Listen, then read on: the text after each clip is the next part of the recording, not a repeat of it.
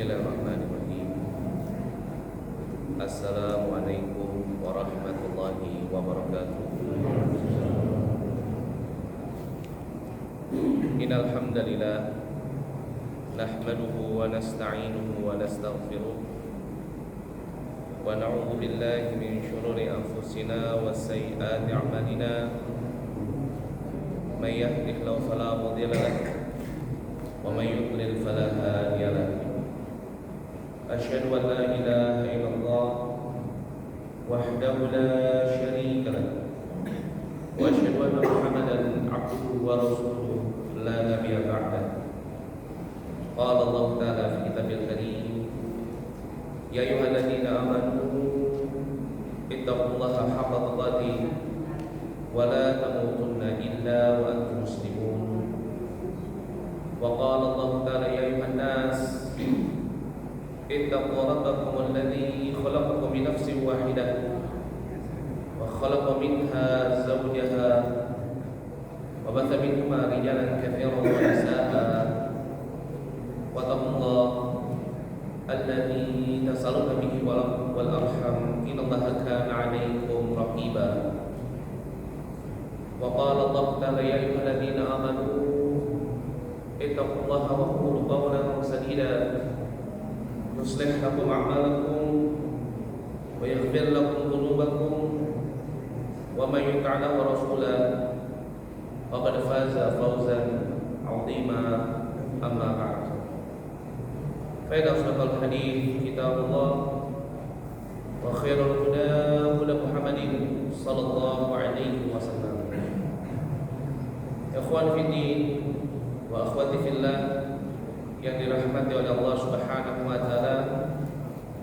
Alhamdulillah, segala puji bagi Allah Subhanahu wa taala yang telah memberikan kepada kita nikmat yang begitu besar pada kesempatan malam hari yang berbahagia ini di tempat yang mubarakah ini, yaitu nikmat yang berupa kesempatan untuk kita bisa senantiasa duduk bermajelis ilmu, di mana tentunya kita ketahui bahwasanya menuntut ilmu ini merupakan salah satu sebab utama seseorang diberikan oleh Allah Subhanahu wa taala hidayah.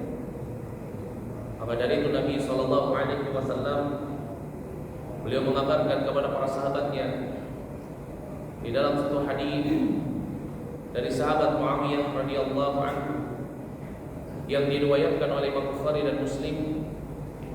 Kata Nabi sallallahu alaihi wasallam, "Man yuridillahu bihi khairan yufaqihu fid din."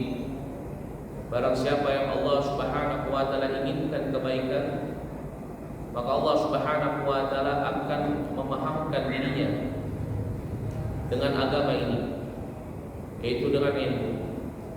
Bahkan disebutkan innamal ilmu bita'allum.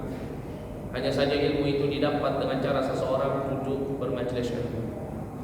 Maka dari itu ini merupakan suatu nikmat yang sangat besar ketika Allah Subhanahu wa taala masih memberikan kepada kita nikmat kesempatan untuk kita bisa duduk sejenak menanti waktu Isya bi kalamillah, dengan kalam Allah.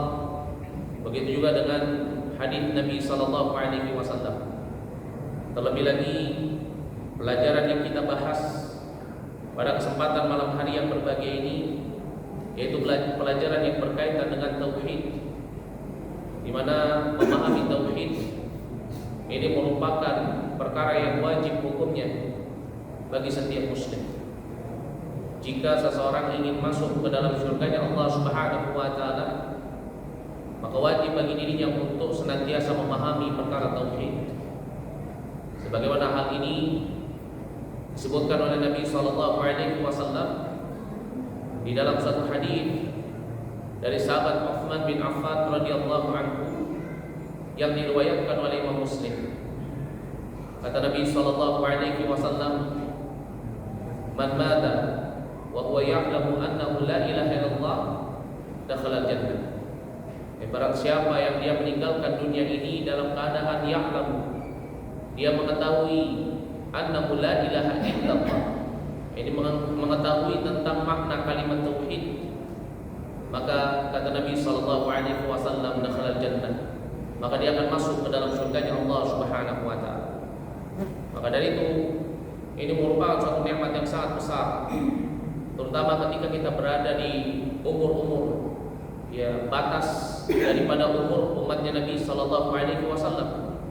Jadi ketika seseorang berada di umur senjanya, kemudian Allah dekatkan dia dengan ilmu, Allah dekatkan dia, Allah faqihkan dia dengan perkara tauhid.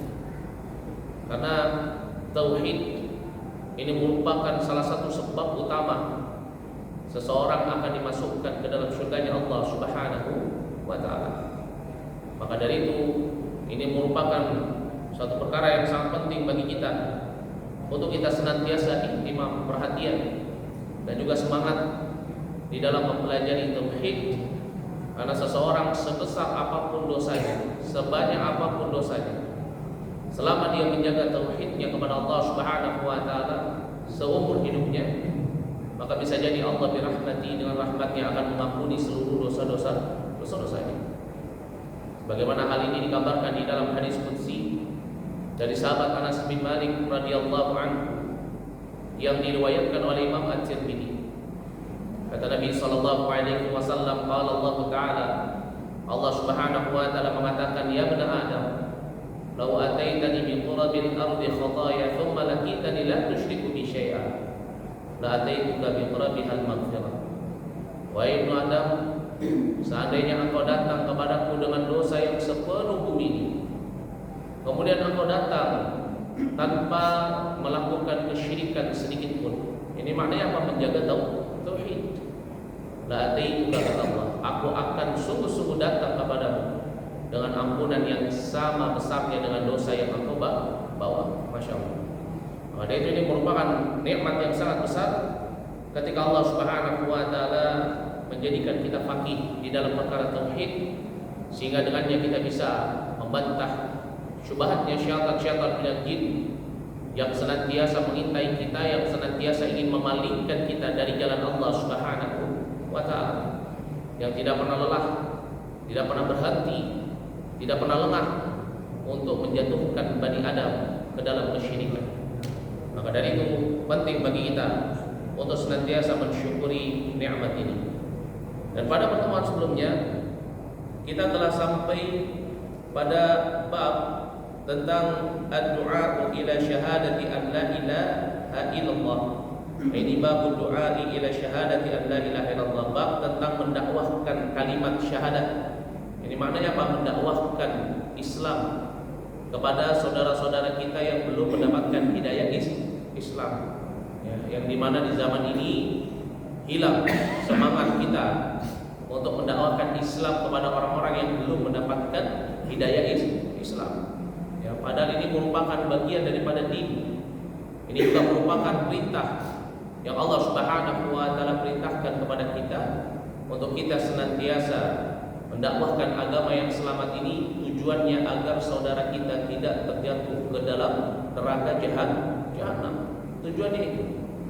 Dan pada pertemuan sebelumnya kita telah sampai pada poin yang ke-27 dari bab ini yang dituliskan oleh Syekh Muhammad bin Abdul Wahhab, yaitu di mana beliau menerangkan bahwasannya ad-da'watu bil hikmati liqaulihi akhbirhum bima yajibu alaihim. Jadi apa? Nabi sallallahu alaihi wasallam ketika mengatakan kepada sahabatnya, akhbirhum bima yajibu alaihim, ini menunjukkan ya dulu anna dakwah, bahwasannya yang namanya dakwah itu la budda bil hikmah, harus dibangun di atas al-hikmah. Apa itu hikmah? Kelemah lembutan, adab, dan juga akhlak. Dan inilah yang diajarkan di dalam Islam. Kita tidak menipu orang yang berada di luar Islam agar masuk ke dalam Islam. Kita tidak memaksa orang-orang yang belum mendapatkan hidayah Islam untuk menjadi seorang muslim. Tetapi Islam mengajarkan kepada kita untuk apa? Untuk kita watawassaw bil haqqi watawassaw bis sabr. Menyampaikan yang hak, kemudian bersabar. Tidak apa? Tidak mencampur adukkan di dalam dakwah itu dengan yang namanya hawa nafsu. Dan ini yang paling banyak terjadi di zaman ini.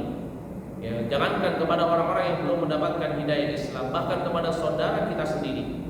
Ketika kita melihat dia terjatuh ke dalam kesalahan, seolah-olah dia adalah orang yang halal darahnya, halal kehormatannya. Padahal tidak boleh seperti itu. Ya, seorang muslim, seorang yang beriman ketika melihat saudaranya terjatuh ke dalam kesalahan, yang dibenci itu adalah apa? Perbuatannya, bukan orangnya. Sehingga kalau misalkan dia hanya membenci perbuatannya, dia akan menasehati saudaranya tersebut bil hikmah agar saudaranya itu tidak terjatuh ke dalam kemaksiatan atau perbuatan itu. Sehingga dia pasti akan menjaga akhlak, dia akan menjaga al-hikmah. Karena tujuannya apa? Agar saudaranya tidak terjatuh lagi ke dalam perbuatan itu. Tetapi kalau misalkan seseorang membenci orangnya karena sebab perbuatan itu, maka yang muncul di dalam dirinya adalah kebencian. Maka yang keluar dari lisannya adalah perkataan yang keras, yang kasar, perkataan yang kotor. Ya. Dan ini tidak diajarkan di dalam Islam. Kenapa? Karena Nabi SAW di dalam hadis dari sahabat yang diriwayatkan oleh Imam Muslim, Nabi SAW beliau mengatakan, "Unsur akhuka zaliman aw mazluman." Tolong saudaramu yang berbuat zalim atau yang dizalimi.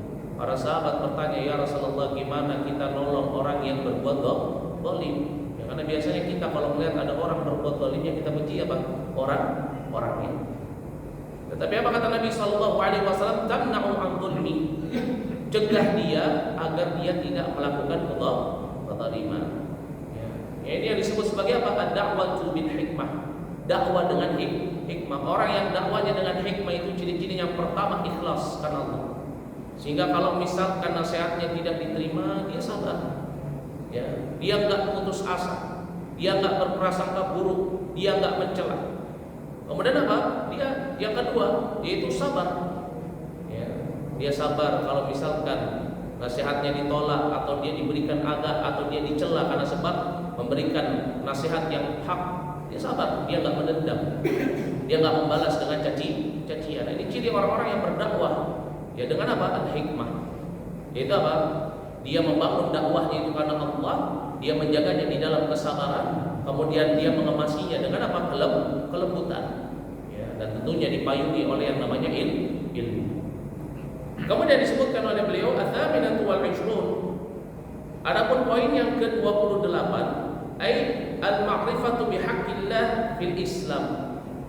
Yakni apa? Yakni mengetahui tentang hak Allah di dalam Islam. Apa itu hak Allah? Tauhid. Ya, sebagaimana disebutkan di dalam hadis dari sahabat ya Mu'adz bin Jabal radhiyallahu anhu yang diriwayatkan oleh Imam Muslim. Nabi SAW pernah bertanya kepada sahabatnya Mu'adz, "Ya Mu'adz, atadri ma haqqullah 'ala al-ibad?"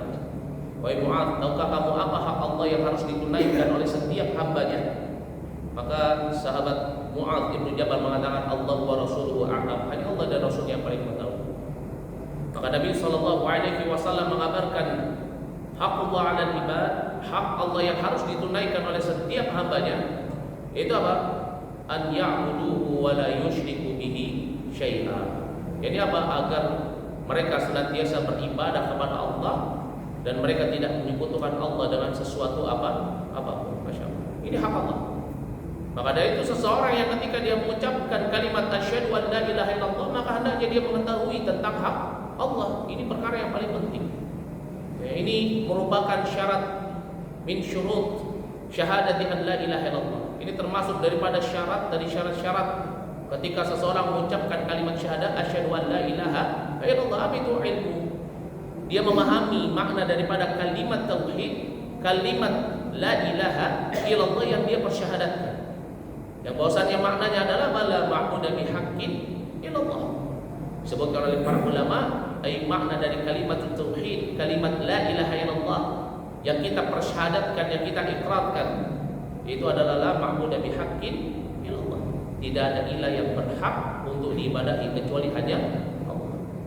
Maka seseorang yang dia telah mengetahui tentang maknanya, hendaknya dia juga mengetahui tentang muqtada, tentang konsekuensi daripada kalimat ini, yaitu dia menjaga dirinya, dia menjaga hatinya agar tidak terjatuh ke dalam perkara-perkara kesyirikan baik itu syirik besar, begitu juga dengan syirik kecil. Kemudian at-tasi'atu wal 'ishrun, yang ke-29, ay thawabu man ihtada ala yadayhi rajulun wahid, yakni ganjaran yang Allah Subhanahu wa taala berikan, pahala yang Allah Subhanahu wa taala berikan kepada orang-orang yang bisa memberikan, ya, atau yang menjadi sebab, ya, atau wasilah seseorang mendapatkan apa? Hidayah Islam. Ini orang-orang yang mendakwahkan ini. Ini disebutkan di dalam hadis yang diriwayatkan oleh Imam Bukhari dan Muslim, bahwasanya Nabi sallallahu alaihi wasallam mengatakan kepada sahabatnya Ali bin Abi Thalib, itu apa? Bahwasanya, ya, di an yahdiyallahu bika rajulan wahidan khairun laka min humrin na'am. Jadi karena sebab Allah Subhanahu wa taala memberikan hidayah kepada seseorang bika, yakni melalui wasilah atau jalurmu, maka apa?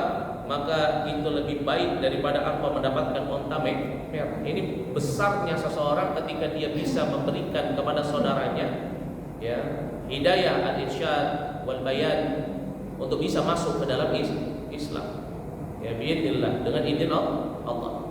Ya, maka dari itu hendaknya kita senantiasa semangat, ya, untuk mendakwahkan Islam, mendakwahkan kalimat la ilaha illallah. Kemudian ats-tsalatsun, yang ke-30, dan ini merupakan poin yang terakhir di dalam bab ini, ay al-halifu 'ala al-futya, ya, maka diperbolehkan seseorang bersumpah tatkala dia menyampaikan fatwa, ya, sebagaimana Nabi sallallahu alaihi wasallam, ya, beliau bersumpah, ya, ketika apa? Ketika beliau menyampaikan apa? Menyampaikan perintahnya atau yang semisalnya. Nah, ini diperbolehkan. Dalam rangka apa? Dalam rangka untuk memberikan penekanan, ya, bahwasanya ini adalah perkara yang penting. Tetapi, ya, sering-sering bersumpah, ya, dengan nama Allah atau yang semisalnya, ya, ini dia sering-sering untuk apa? Membuat janji atau sumpah, ya, maka apa? Ini perbuatan yang tidak diperbolehkan. Ya. Tidak boleh seseorang, ya, dia apa? Dia dikit-dikit bersumpah. Misalkan ngomong sama temannya, demi Allah saya kemarin baru pulang dari ini, demi Allah saya baru, nggak boleh, ya, nggak boleh sering-sering bersumpah. Ya, dulu para salaf, ya, ketika melihat anak-anak kecil bicara tapi sering bersumpah tanpa dimintai sumpah, maka mereka memukul anak-anak tersebut. Kenapa? Karena ini perbuatan yang dibenci, terlebih lagi kalau itu menggunakan nama Allah.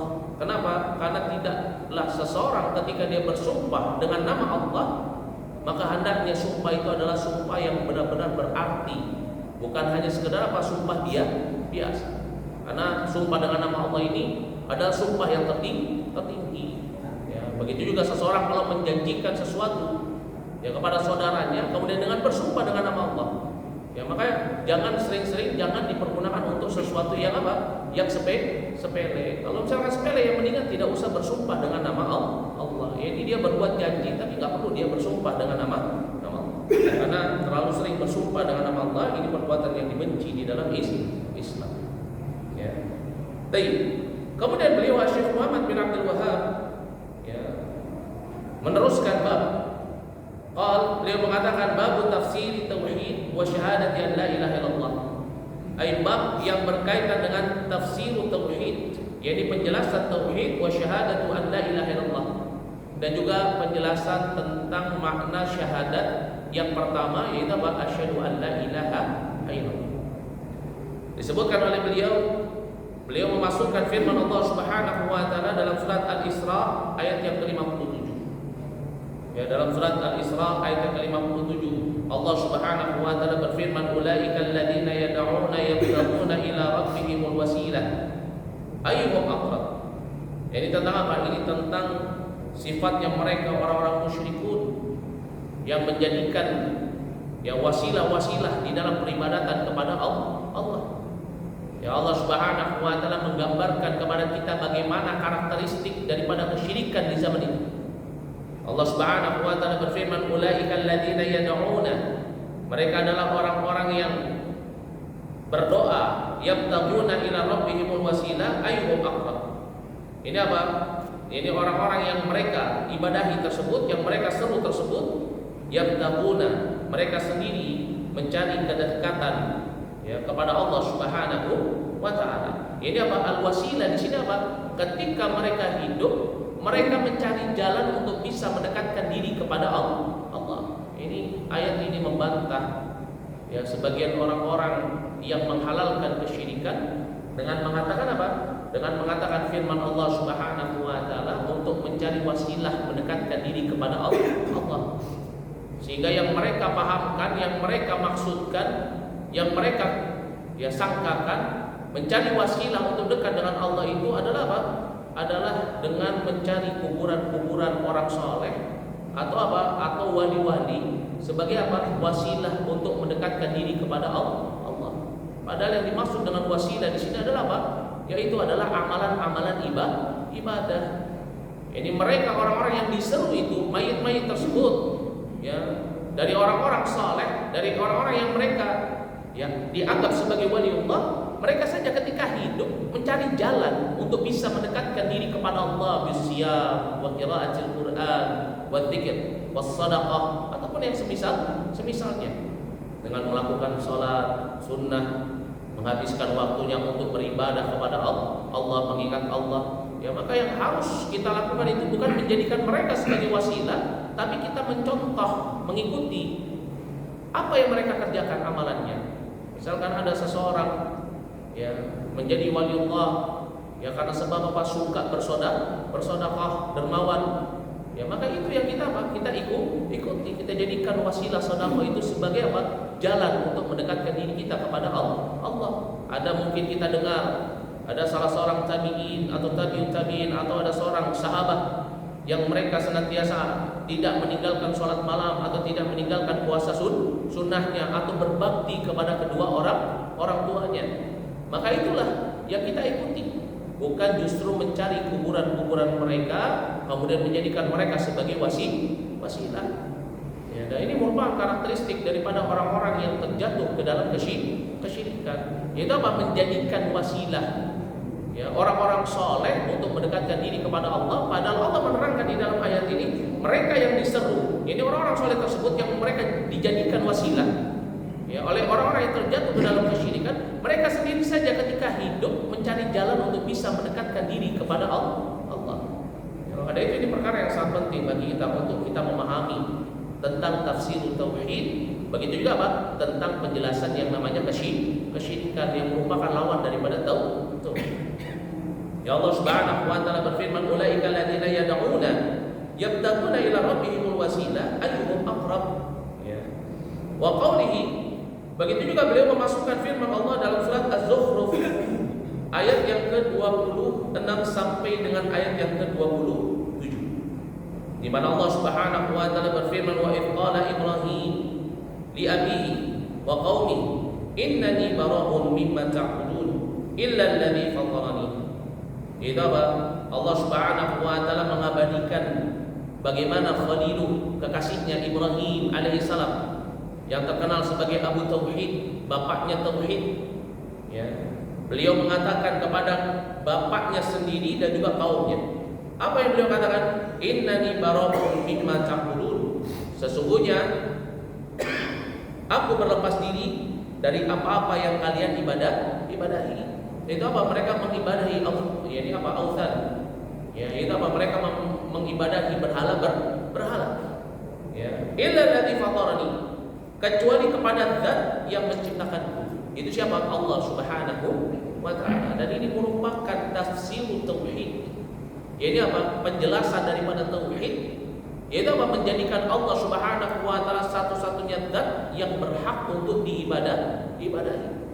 Maka seseorang kalau dia memahami bahwasanya Allah adalah satu-satunya zat yang berhak untuk diibadahi, maka dia nggak akan mencari selain Allah sebagai tandingan-tandingan di dalam ibadahnya kepada Allah. Dia nggak akan menjadikan niddan, tandingan-tandingan di dalam doanya kepada Allah. Dia nggak akan menjadikan niddan, tandingan-tandingan dari orang-orang yang dimintai rizki selain Allah. Ya, sebagaimana Allah Subhanahu wa taala menerangkan dalam surat Al-Baqarah, ya, wa minan nas, ada dari sebagian manusia yang menjadikan, wa minan nas man yattakhidhu min dunillahi andada, menjadikan selain Allah sebagai tandingan-tandingan, yuhibbunahum kahubbillah. Mereka mencintai tandingan-tandingan itu sebagaimana mereka mencintai Allah. Walladzina amanu asyaddu hubban lillah. Tetapi orang-orang yang beriman adalah orang-orang yang lebih mencintai Allah. Maknanya apa? Enggak mau mereka untuk menjadikan tandingan siapapun itu. Mau itu malaikat, mau itu seorang rasul, mau itu seorang ulama, mau itu seorang wali ahlul ibadah, ataupun apapun itu. Untuk mereka jadikan tandingan selain Allah, mereka nggak akan mau. Ini karakteristik daripada orang yang beriman.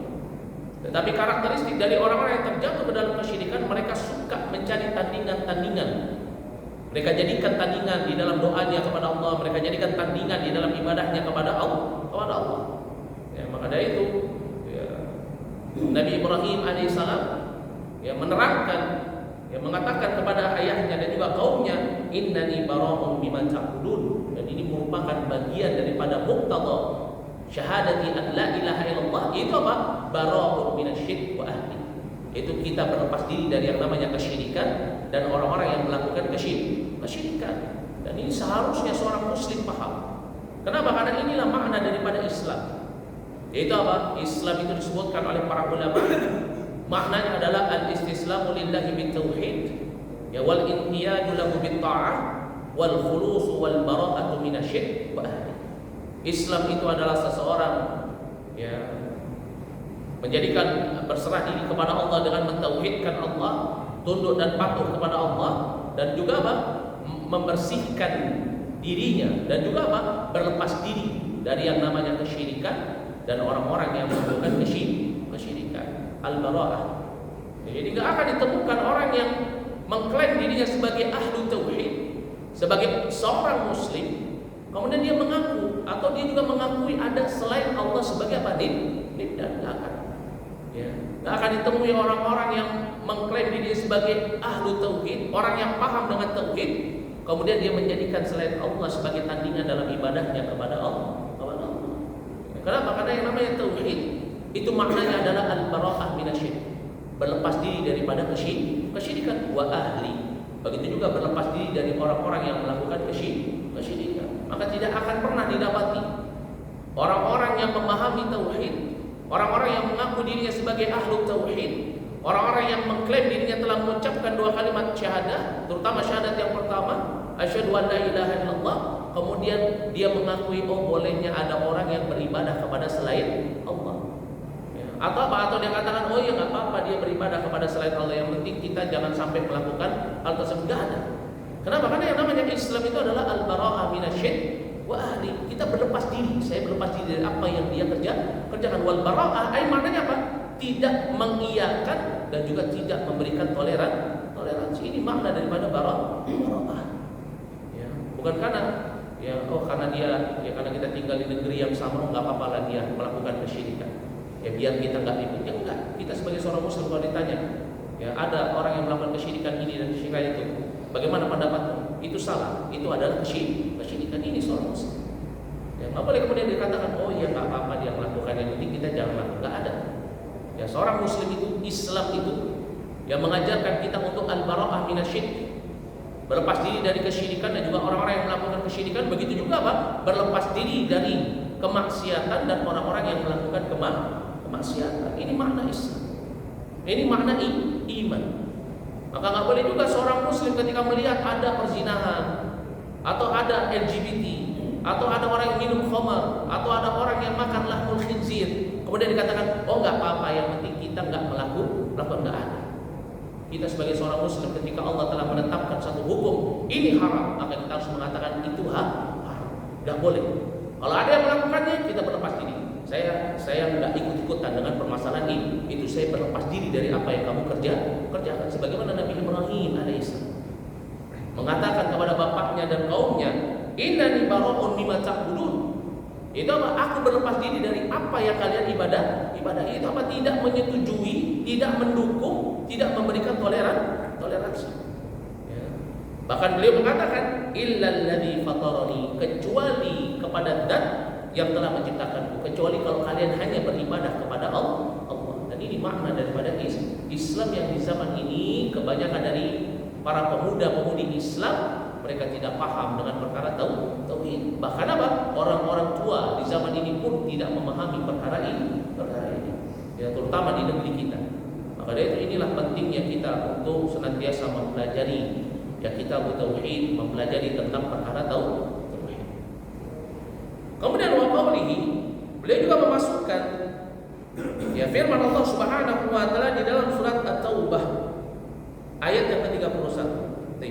Ini juga perkara yang sangat penting ya, ayat yang tadi ya, karena begitu menekankan di zaman kita ini, karena banyak orang-orang di zaman kita ini gak paham ketika dia terjatuh ke dalam suatu kemaksiatan, kemudian terus-menerus berada di dalam kemaksiatan itu, sampai terbiasa dengan kemaksiatan itu, sampai akhirnya mereka mencari pembenaran dari kemaksiatan yang mereka kerjakan. Contohnya apa? Pernikahan sesama jenis, atau pernikahan ya beda agama, ya wanita muslimah dengan laki-laki kafir. Ini perbuatan yang diharamkan di dalam Islam, termasuk dosa yang besar. Tetapi di zaman ini ada orang-orang yang ya, menslogankan, oh saya sesama jenis menikah, oh saya beda agama menikah. Berarti maknanya apa? Dia menghalalkan apa yang Allah haramkan. Ketika seorang menghalalkan apa yang Allah haramkan, atau sebaliknya mengharamkan apa yang Allah halalkan, maka dia telah terjatuh ke dalam kekufuran. Dan disinilah yang diinginkan oleh iblis, yang diinginkan oleh syaitan.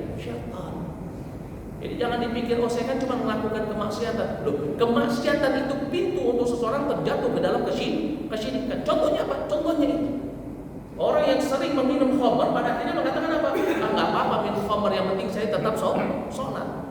Ya.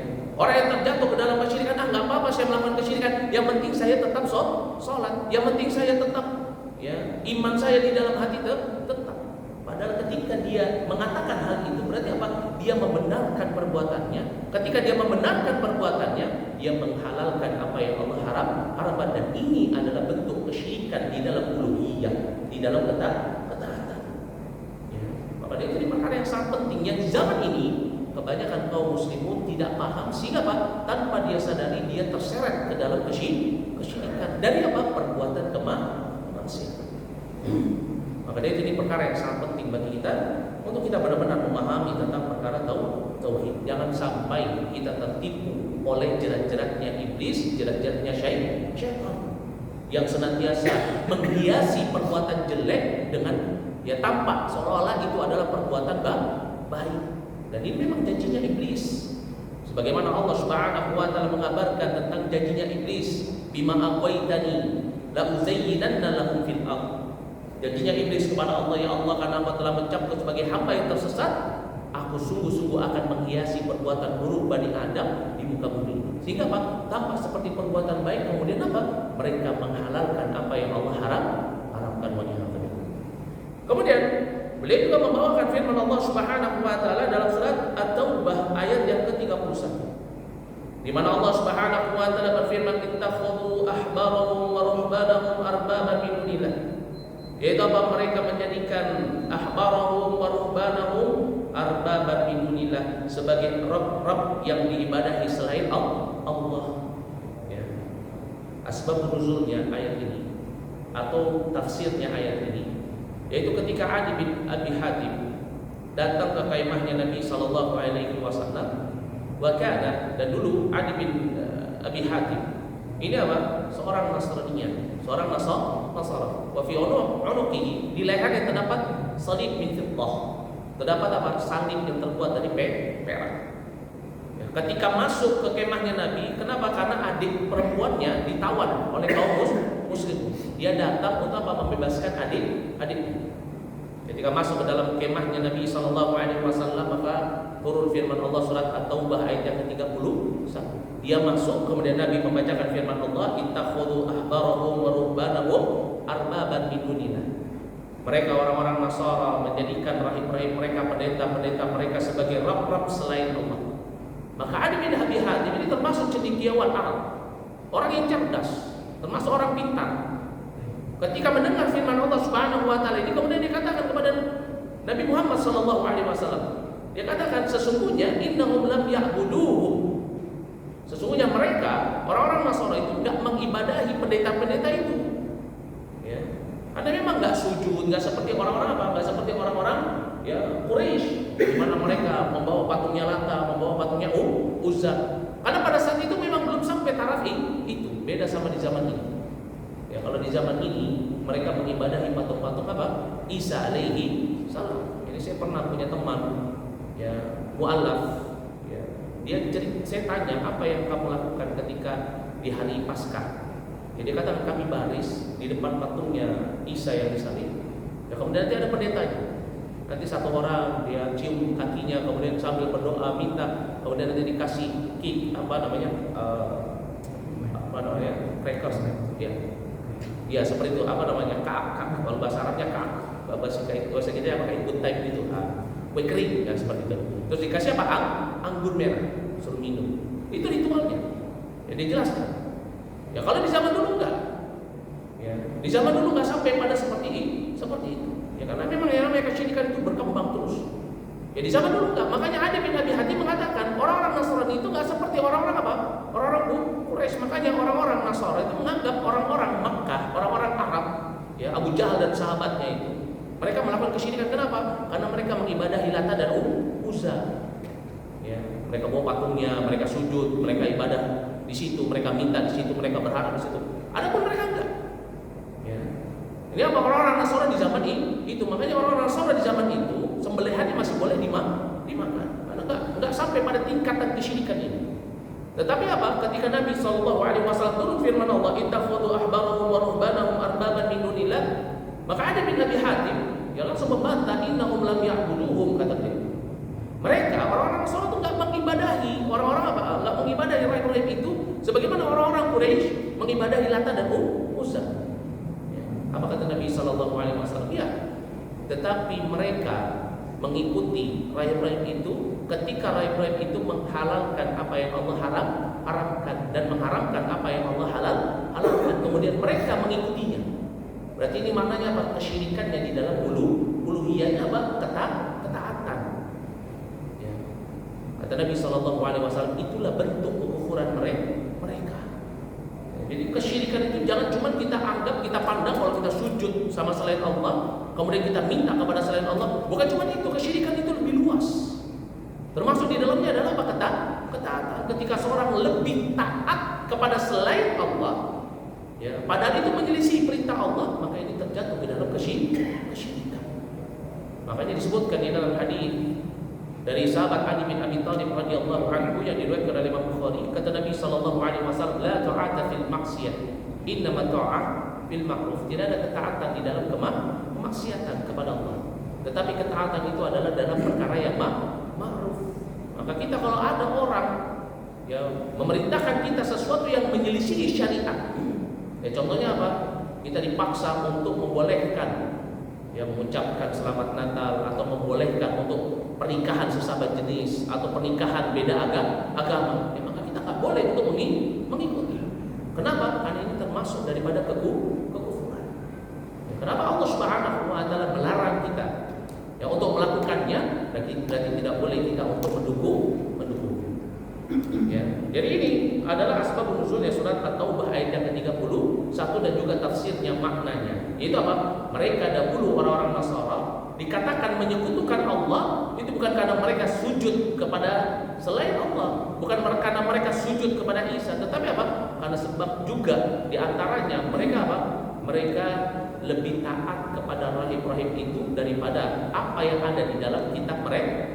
Salah satunya apa? Contohnya ketika disampaikan di dalam Injil ada seorang Rasul yang terakhir disebutkan contoh-contohnya, dan itu ada pada diri Nabi kita Muhammad SAW, tetapi rahib-rahib itu mengatakan bukan itu, jangan ikuti itu. Kemudian mereka mengikuti. Nah, ini salah satu contoh ya kekufuran mereka. Kemudian juga disebutkan dalam surat Al-Baqarah ayat yang ke-165. Beliau membawakan firman Allah Subhanahu wa Ta'ala, wa minan nas man yattakhidhu min dunillahi andada yuhibbunahum ka hubbillah. Ini sebagaimana yang tadi kita sebutkan. Dalam surat Al-Baqarah ayat yang ke-165, Allah Subhanahu wa Ta'ala mengabarkan kepada kita ada dari sebagian manusia yang mereka menjadikan selain Allah sebagai tandingan-tandingan di dalam apa? Ibadah mereka, di dalam ketaatan. Ya, mereka doa kepada Allah tapi juga doa kepada selain Allah. Mereka berharap kepada kepada selain Allah. Mereka tawakal kepada Allah tapi juga tawakal kepada selain Allah. Ya. Yuhibbunahum ka hubbillah. Mereka mencintai tandingan-tandingan itu sebagaimana mereka mencintai Allah. Ya. Tetapi apa Allah Subhanahu wa taala yang sebutkan di dalam ayat ini, walladzina amanu asyaddu hubban lillah. Adapun orang-orang yang benar-benar beriman, jujur di dalam keimanannya, tentunya mereka adalah orang-orang yang lebih mencintai Allah sehingga mereka nggak butuh tandingan-tandingan itu. Nah, ini karakteristik daripada orang yang beriman. Takutnya hanya kepada Allah, tawakalnya hanya kepada Allah, cintanya hanya kepada Allah, berharapnya hanya kepada Allah, minta pertolongannya hanya kepada Allah, minta hanya kepada Allah, meminta perlindungan hanya kepada Allah. Allah ini ciri karakteristik dari orang yang beriman sebagaimana disebutkan dalam surat Al-Baqarah ayat yang ke-165, walladzina amanu asyaddu hubban lillah. Kemudian beliau juga memasukkan hadis wa fi sahih ani Nabi sallallahu alaihi wasallam, itu hadis yang diriwayatkan oleh Imam Muslim. Annahu qala, bahwasanya ya, ani Nabi sallallahu alaihi wasallam, dari Nabi sallallahu alaihi wasallam bahwasanya beliau bersabda, man qala la ilaha illallah wa kafara bima yu'badu min dunillahi ya haruma malu wa damu wa hisabu 'ala Allah azza wa jalla. Masyaallah. Ya, disebutkan di dalam hadis yang diriwayatkan oleh Imam Muslim ya bahwasanya apa? Nabi SAW mengatakan kepada para sahabatnya, man qala, barang siapa yang sudah mengucapkan kalimat la ilaha illallah wa kafara bima yu'badu, kemudian dia tinggalkan, dia hilangkan apa-apa yang diibadahi min dunillah selain daripada Allah. Itu apa maknanya? Tidak mencampur adukkan kebiasaan jahiliyahnya, tidak mencampurkan kesyirikan yang dulu biasa dia kerjakan masuk ke dalam Islam. Ini sebagaimana di negeri kita banyak sekali orang-orang yang mengucapkan dua kalimat syahadat kemudian mencampur adukkan agama yang sebelumnya ke dalam agama Islam. Ya, dan memang ini karakteristik seseorang ketika baru hijrah itu biasanya membawa perilaku-perilaku jahiliyahnya. Makanya dari itu juga perkara yang sangat penting, seseorang kalau memang benar-benar masuk ke dalam agama Islam atau dia benar-benar hijrah, maka hendaknya dia tinggalkan kesesatan, dia tinggalkan kesyirikan, dia tinggalkan pengaruh-pengaruh agama yang dulu. Dia cukupkan dengan Islam. Maka dari itu Allah Subhanahu wa taala berfirman, udkhulu fisilmi kafah. Masuklah ke dalam agama Islam secara keseluruhan, tidak ada setengah-setengah. Ya, jadi jangan mikir dulu agama kita, agama mayoritas masyarakat kita dulu adalah agama Hindu-Buddha, jadi ketika Islam masuk kemudian dicampur biar mudah diterima. Nabi juga sama dulu, ya, berada di tengah-tengah orang-orang yang melakukan kesyirikan, tapi Nabi nggak pernah mencampur adukkan kesyirikan dengan agama Islam. Ini terbukti ketika para sahabat Nabi Sallallahu Alaihi Wasallam, sebagaimana disebutkan oleh Abu Waqid al-Laythi yang diriwayatkan oleh Imam Abu Dawud wa Tirmidzi dalam satu hadis, mereka baru masuk ke dalam agama Islam, ikut berperang dengan Nabi. Kemudian apa? Mereka mendapati ada satu pohon besar di mana orang-orang jahiliyah dulu suka menggantungkan pohon pedang-pedang mereka sebelum berperang di pohon itu. Mereka menyebutnya Datu Anwar. Kemudian mereka minta kepada Nabi, ya Rasulullah, ya ij'al lana data anwar kama lahum datu anwar. Jadikan kepada kami pohon keberkahan sebagaimana orang-orang musyrik pun punya pohon keberkahan. Apa kata Nabi? Nabi kemudian bertakbir, Allahu Akbar.